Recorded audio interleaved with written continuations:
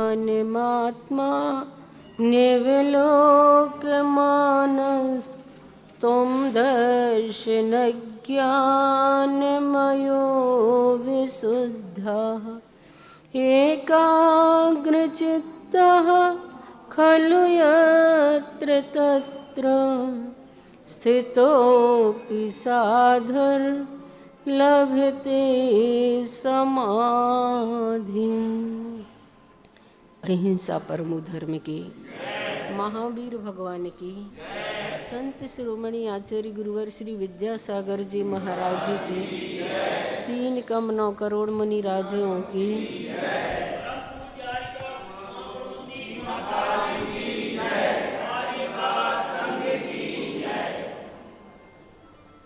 मंगलाचरण में आचार्य अमित गति देव आत्मान अपनी आत्मा को आत्मनि आत्मा में अवलोकमानः साक्षात करते हुए त्वम आप दर्शन ज्ञानमयः अनंत ज्ञान अनंत दर्शनमय विशुद्धः विशुद्ध हो करके खलु निश्चय से स्थितः यत्र तत्र अपि जहाँ कहीं भी स्थित हो एकाग्रचित्तः एकाग्रचित्त हो करके साधु समाधिं लभते साधु समाधि को प्राप्त करते हैं। इसलिए यहाँ पर कहा जा रहा है कि हे आत्मन, हे आत्म प्रपासु, हे चिदानंद, हे चिदात्मा, तुम स्वयं अपनी आत्मा में उतरकर अपनी आत्मा का अवलोकन कर सकते हो। और वास्तव में यहाँ पर जो कहा जा रहा है वह ध्यान की प्रक्रिया के लिए बताया जा रहा है कि ध्यान समत्व की साधना है, ध्यान समत्व की भावना है, ध्यान की साधना मुक्ति का सोपान है। ध्यान साधक की साधना का प्राण कहा जाता है।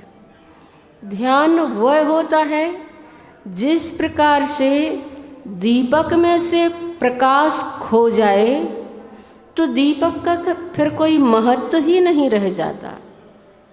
उसी प्रकार से साधक की साधना में से अगर ध्यान निकल जाए तो उसकी साधना भी निष्प्राण हो जाया करती है, उसकी साधना भी व्यर्थ हो जाया करती है।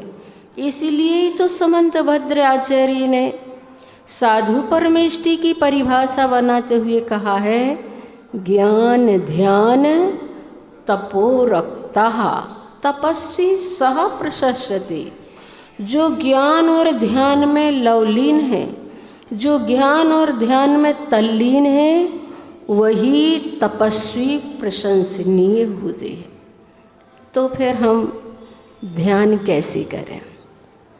आप लोग जब पिक्चर हॉल में जाते हैं पिक्चर देखने के लिए तो बैठ जाते हैं वहाँ, लेकिन आप जानते हैं कि पिक्चर हॉल में जाने से पहले टिकट खरीदते हैं।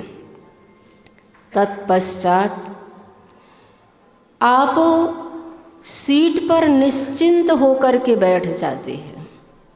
फिर दरवाजे खिड़कियां बंद कर दी जाती हैं, लाइट ऑफ कर दी जाती है।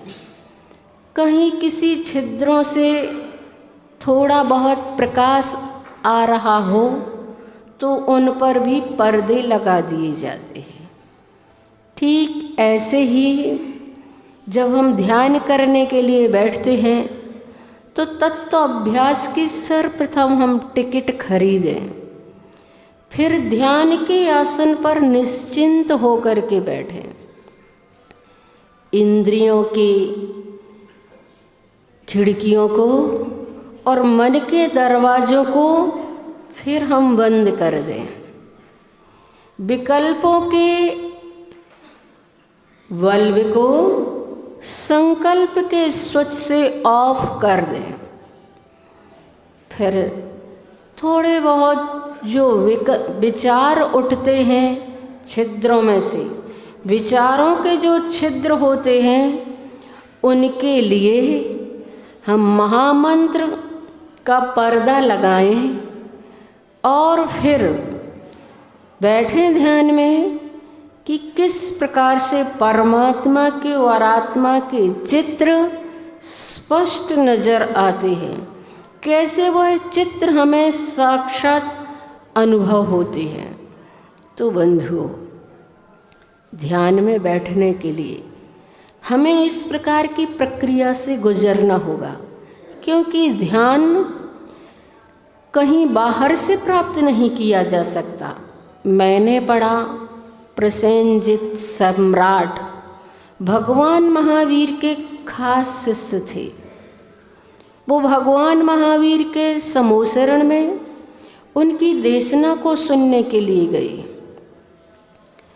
भगवान महावीर ने अपनी देशना में कहा, ध्यान का धन दुनिया का सर्वश्रेष्ठ धन है। ध्यान की दौलत दुनिया की विशेष दौलत कहलाती है। प्रसेनजित सोचने लगे, विचार करने लगे, भगवान जिस धन की बात कर रहे हैं, जिस दौलत की बात कर रहे हैं, वो तो मेरे पास है ही नहीं। उन्होंने भगवान महावीर से कहा, भगवान मुझे भी ध्यान का धन चाहिए, मुझे भी वह सर्वश्रेष्ठ संपत्ति चाहिए जो दुनिया की सर्वश्रेष्ठ संपत्ति है। तब भगवान महावीर ने कहा, उसे ऐसे नहीं प्राप्त किया जा सकता। प्रसेनजित ने कहा, नहीं भगवान, उसे तो मुझे चाहिए ही चाहिए हर हालत में। आप बताएं, उसे प्राप्त करने के लिए मुझे क्या करना पड़ेगा? कौन से राज्य को जीतना है? मैं अपने बाहुबल से उसे जीत सकता हूँ। उसे प्राप्त करने के लिए मुझे कौन सा पुरुषार्थ करना होगा, उसे मैं करूँगा।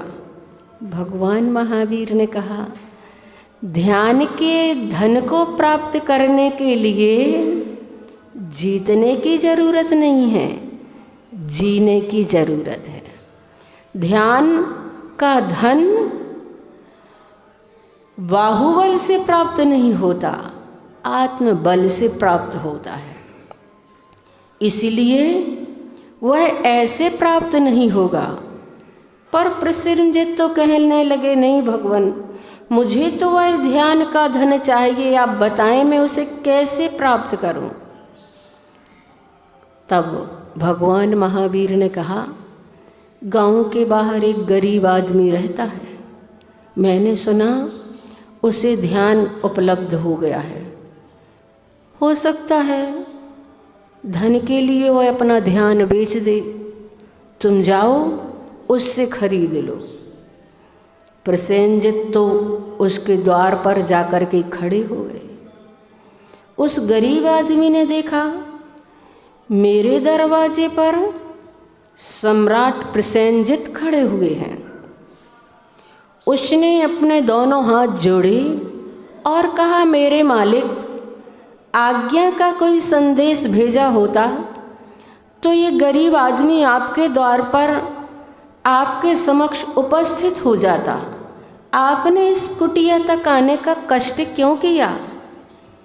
तब प्रसेनजित ने कहा कि भगवान महावीर ने कहा कि तुम्हारे लिए ध्यान का धन उपलब्ध हो गया है, तुम उसे मुझे बेच दो। वह गरीब आदमी तो हंसने लगा, कहने लगा कि कहीं ध्यान भी बेचा जाता है और कहीं ध्यान भी खरीदा जा सकता है। वह तो मेरे प्राण भी चले जाएं तो मैं नहीं बेच सकता हूँ। सम्राट ने कहा, तुम्हें बेचना ही होगा, ये तुम्हारा सम्राट प्रसेनजित कह रहा है। क्या तुम्हें सम्राट की आज्ञा का ख्याल नहीं है?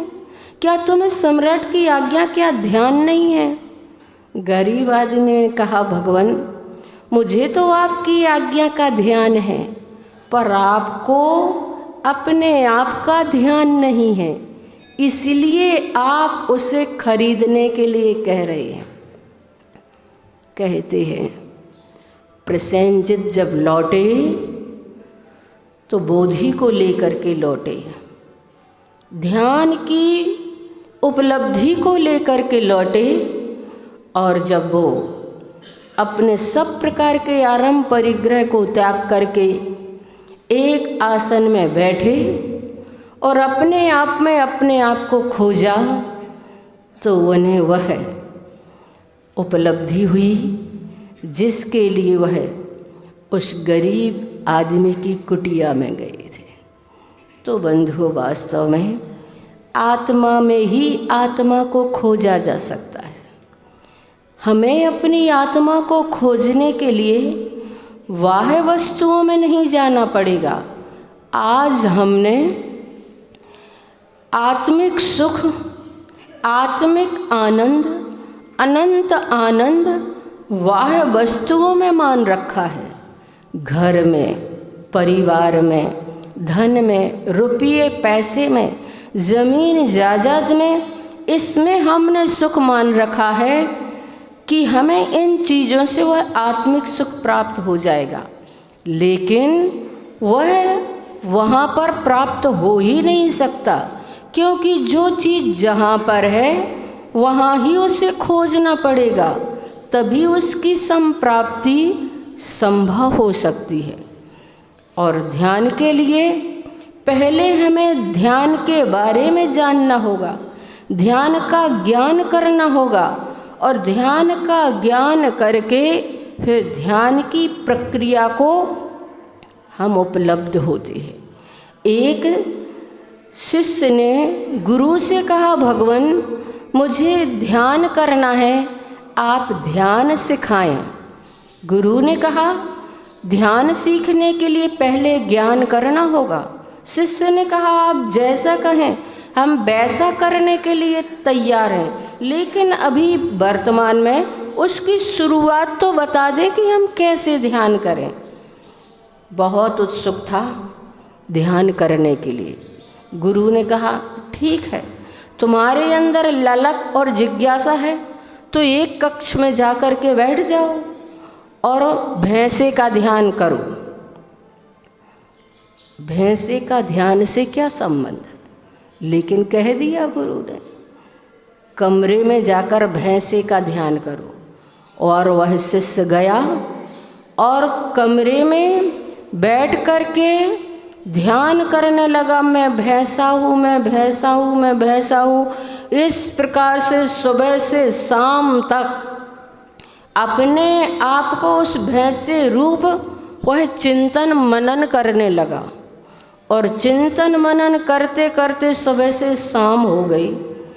जब बहुत देर हो गई तब गुरु ने सोचा कि अब देखें, इतनी देर हो गई, अभी तक शिष्य ध्यान से उठा ही नहीं।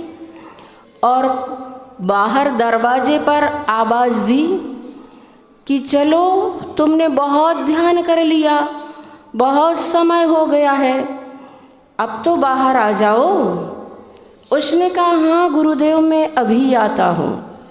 और बाहर निकलने की कोशिश करने लगा, लेकिन जैसे ही बाहर निकलने की कोशिश करता तो वह निकल नहीं पा रहा था। उसने गुरुदेव को आवाज़ लगाई, गुरुदेव मैं निकलने की कोशिश तो कर रहा हूँ, लेकिन मेरे सींग बड़े बड़े हैं और इस दरवाजे में अटक जाते हैं, मैं निकल ही नहीं पा रहा हूँ। गुरु ने सोचा कि अब इसने अपने आप को भैंसा रूप ही मान लिया है और उस रूप ही वह अपने आप को महसूस कर रहा है।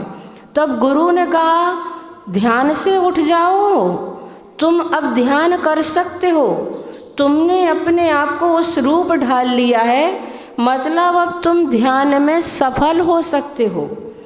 उसी प्रकार से जब हम ध्यान में बैठते हैं और ध्यान में बैठ कर के जब हम अहमिको खलु शुद्धो दंसनाणमयो सदारूबी नबी अत्थि मज्जि किंचि भी अन्नम परमाणु मित्तम्पि, इस प्रकार का जब हम ध्यान में खो जाते हैं कि मैं एक हूँ, मैं अकेला हूँ, निश्चय से शुद्ध हूँ, परमाणु मात्र भी मेरा नहीं है, इस प्रकार की भावना भाते भाते भाते जब हम अपनी उस एकत्व विभक्त आत्म तत्व में खो जाते हैं, तब कभी शुद्ध आत्म तत्व को उपलब्ध कर पाते हैं। हम बाहरी चीज़ों में अपने आप को लगाए रखें और सोचें कि हमें वह अपना एकत्व विगत आत्म तत्व वह दिख जाए तो भूतो न भविष्यति। इसीलिए ज्ञानारण में आचार्य शुभचंद्र महाराज ने कहा है कि गृहस्थों के ध्यान संभव नहीं है, असंभव है। ध्यान जो होता है, एकाग्र चिंता निरोधो रूप ध्यान जो होता है, वह साधु परमेष्टि के जीवन में ही घटित होता है। गृहस्थों के ध्यान तो ऐसा होता है कि सुई में से ऊंट, सुई के छिद्र में से ऊंट निकल सकता है, आकाश में फूल खिल सकते हैं, बंध्या के पुत्र हो सकता है और उसकी पुत्र की शादी में उन फूलों का सहरा बनाया जा सकता है। ये सारी चीज़ें संभव हैं। गधे के सींग उत्पन्न हो सकते हैं, लेकिन गृहस्थ अवस्था में ध्यान किसी भी स्थिति में हो ही नहीं सकता है। तो बंधुओं, ध्यान प्राप्त करने के लिए हमारे लिए बहुत कुछ ऐसी प्रक्रियाओं से गुजरना होता है, तब कभी अंतर मुहूर्त के लिए हम अपने उपयोग को स्थिर कर पाते हैं। इसलिए यहाँ पर आचार्य अमित गति कह रहे हैं कि हे आत्मन, अपने आत्मा में अपने आत्मा का अवलोकन करो, खोजो उस आत्मा को कि कहाँ है वह आत्मा। अभी तो हम इस पूरे शरीर को ही आत्मा रूप समझ रहे हैं, हम इस शरीर को ही मैं आत्म तत्व हूँ ऐसा मान करके जी रहे हैं, लेकिन वास्तव में मैं कौन हूँ? तो कहा जा रहा है तू तो ज्ञान दर्शनमयी है, विशुद्ध स्वभाव वाला है। इस प्रकार से एकाग्र चित्त हो करके जहाँ कहीं भी साधु अवस्थित हो जाते हैं, ध्यान में लीन और तल्लीन हो जाते हैं, वही समाधि को प्राप्त कर लिया करते हैं। तो समय अपना हो गया है। ध्यान की बातें हम सुनते हैं, लेकिन बंधुओं, भावना भाव कि एक दिन ऐसा भी आए कि हम उस ध्यान की प्रक्रिया से ऐसे गुजरें कि अंतर मुहूर्त में हमारे लिए भी हमें वह अपना आत्म तत्व दिख जाए, वह अपना आत्म तत्व मिल जाए। कितनी दुर्लभ वस्तु है उस आत्म तत्व को प्राप्त करना। जैसे चौराहे पर किसी को पड़ा हुआ हीरा प्राप्त हो जाता है, वैसी तो दुर्लभ है त्रिसपर्याय कही गई है। त्रिसपर्याय कौन सी कहलाती है? चींटी आदि जो 2 इंद्री 3 इंद्री 4 इंद्री 5 इंद्री आदि जीव हैं, उनकी पर्याय को त्रिसपर्याय को दुर्लभ कहा है। दुर्लभ लही ज्यों चिंतामणि त्यों पर्याय लही त्रिस्तणी। इतनी दुर्लभता से तो हमने 2 इंद्री 3 इंद्री आदि की पर्यायें प्राप्त की थी, और आज हम संगी पंचेंद्री मनुष्य हैं जो साक्षात भगवत स्वरूप अवस्था को प्राप्त कर सकते हैं, लेकिन आज हम उससे कोसों दूर हैं। हमें अपने आप का जरा सा भी ख्याल नहीं है कि मैं कौन हूँ। इस बात को खोजने के लिए भवों भवों की साधना जरूरी होती है। तो बंधुओं, हम सभी 10 लक्षण पर्व में उस साधना को प्राप्त करेंगे कि हे परमात्मा, हमारी ये साधना हमारे आत्म तत्व को खोजने में कारण बने। ये 10 लक्षण पर्व हमारे आप अपने आप के स्वरूप की उपलब्धि में कारण बने। और हम सभी अब 9 बार बड़े बाबा का जाप इस भावना से करेंगे कि हे परमात्मा, संसार के सभी जीव सुखी रहें और सभी के ये 10 लक्षण पर्व बहुत अच्छे से व्यतीत हों। आप यहाँ बैठे हैं, ये सौभाग्यशाली हैं कि यहाँ बैठे हैं। बहुत सारे लोग शरीर की पीड़ा से इतने ग्रसित हैं, हर श्वास में उनके कराह निकल रही है और आवाज़ निकल रही है कि हे परमात्मा, अब ये पीड़ा सहन नहीं हो रही है, अब तो दुनिया से उठा लो। पहला सुख निरोगी काया। अगर आप निरोगता का अनुभव कर रहे हैं तो ये मान करके चलें, तीव्र पुण्य कर्म का उदय है। और तीव्र पुण्य कर्म का उदय है तो जब लो न रोग जरा गहे तब लो झटती निज हित करो। इसलिए हम आज बड़े बाबा का जाप इस भावना से करेंगे कि जो हॉस्पिटल में पड़े हुए हैं, पीड़ा से कराह रहे हैं और उनकी वेदना संवेदना आदि को देख करके उनके परिवारजन भी दुखी हैं, वे भी धर्म ध्यान से वंचित हैं। हे परमात्मा, सभी के लिए पावन पर्व 10 लक्षण पर्व धर्म की उपलब्धि में कारण बने। इस भावना से हम 9 बार कुंडलपुर के बड़े बाबा का जप करेंगे।